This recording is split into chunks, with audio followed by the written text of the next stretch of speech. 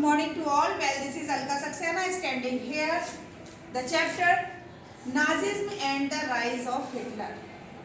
नाजियों का कैसे उत्थान हुआ, हिटलर क्या कौन था और क्या था, उसके बारे में हमने फर्स्ट वीडियो में आपको बताया।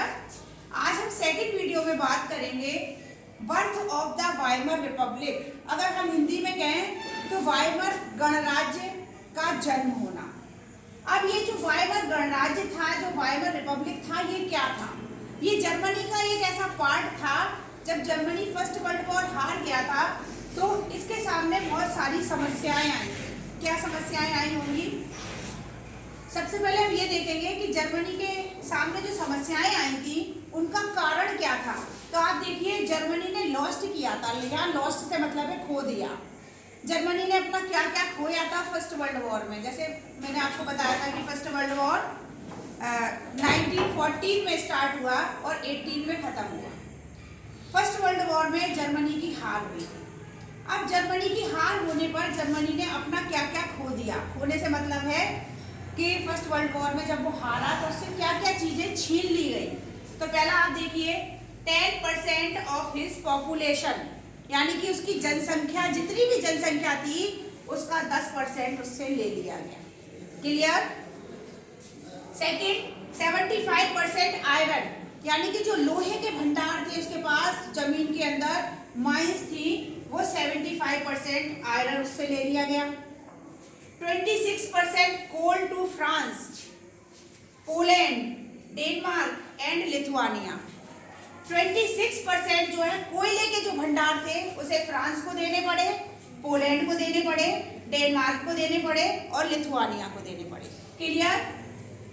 पे 6 बिलियन अमाउंट ऑफ कंपनसेशन, कर्जे के रूप में भुगतान करना पड़ा उसको 6 बिलियन का।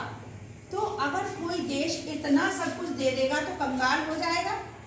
उसकी आर्थिक स्थिति, उसकी इकोनॉमिक कंडीशन बहुत ज़्यादा खराब हो गई। इसलिए वाइमर रिपब्लिक ने बहुत सारी प्रॉब्लम को फेस किया, क्योंकि उनका खजाना पूरी तरह से खाली हो गया था। क्योंकि खजाने से आयरन के भंडार 75% जा चुके थे, 26% कोयले के भंडार जा चुके थे। ये भंडार किनको दे दिए गए थे? फ्रांस ने छीन लिए, पोलैंड ने, डेनमार्क ने और लिथुआनिया ने। ये देश थे, आपको नाम ध्यान रखना पड़ेगा, जिन्होंने उससे कोयले के भंडार ले लिए थे। अब वन वर्ड में आपसे क्वेश्चन किया जा सकता है कि कंपनसेशन में उसको कर्ज के रूप में उससे जबरदस्ती कितना पेमेंट करना पड़ा उसको, दूसरे देशों को, तो उसे पे करना पड़ा 6 बिलियन अमाउंट। अब द इफेक्ट ऑफ वार, जब कभी लड़ाई होती है उसके बाद इतने सारा सब छिन जाता है तो इफेक्ट का मतलब होता है प्रभाव। किसी भी देश पर इसका क्या प्रभाव पड़ा?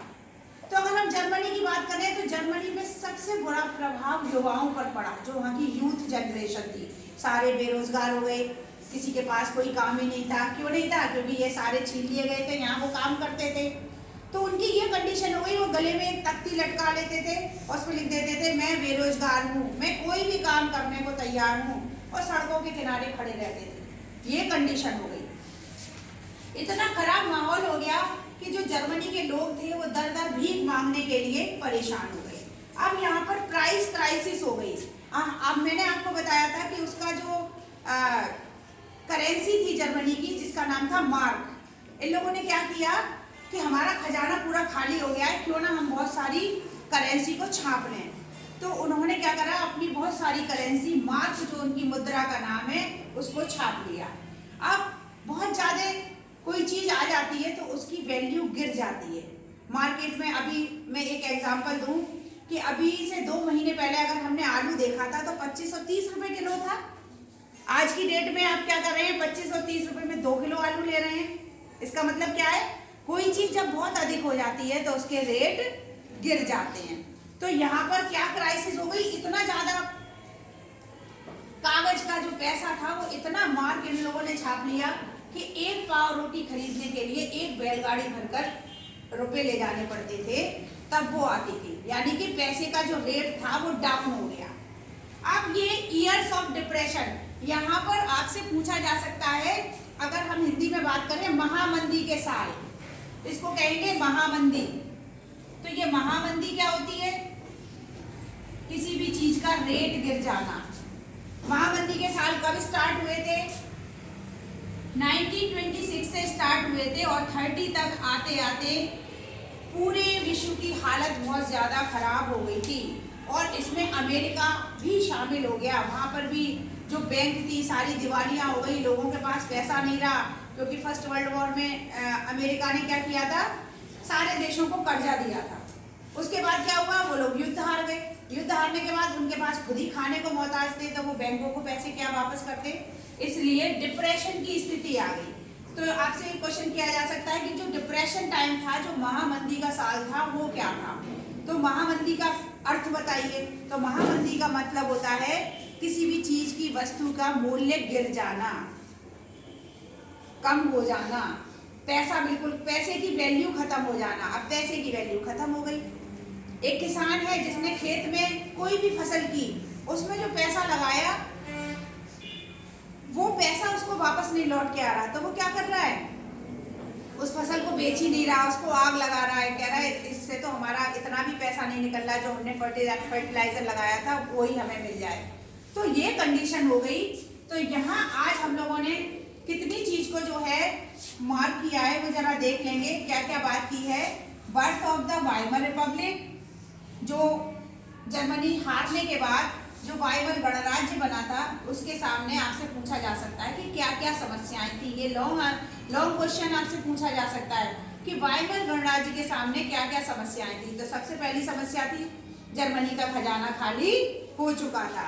दूसरी समस्या ये थी उसके जितने भी लौह के और कोल के भंडार थे वो उससे छीन लिए गए थे।